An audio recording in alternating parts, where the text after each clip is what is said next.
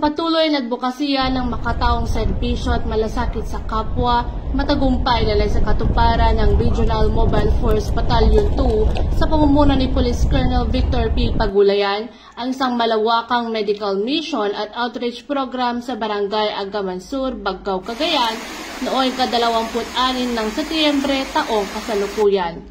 Ang aktibidad ay sinagawa katuwang ang iba't ibang ahensya kabilang ang Armed Forces of the Philippines, Local Government Unit ng Bagcao, Pag-asa Foundation at mga civic organizations mula sa Northern Luzon Region 4. Mahigit 500 residente ang nabigyan ng libreng serbisyong medikal at dental kasama ng pamamahagi ng mga gamot, wheelchairs at iba pang pangunahing pangangailangan.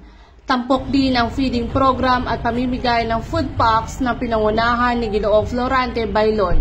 Hindi rin nakalimutang bigyang pansin ang edukasyon dahil libo-libong libro ang pinamigay ng RMFB2 sa mga estudyante ng barangay. Patunay ng malasakit sa kinabukasan ng kabataang Pilipino. Ayon kay Police Colonel Pagulayan, ang tagumpay ng programa ay patunay ng kapangyarihan ng pagkakaisa. Sa tulong ng iba't ibang sektor, muling naipadama sa mga taga-Bagcao na ang gobyerno at mga katuwang nitong organisasyon ay hindi nakakalimot sa kanilang pangangailangan. Mula dito sa Lambak ng Cagayan, ako ang iyong PNN correspondent, Patrolwoman Janet Balad, alagad ng batas, taga-taguyod ng Balitang Pulis.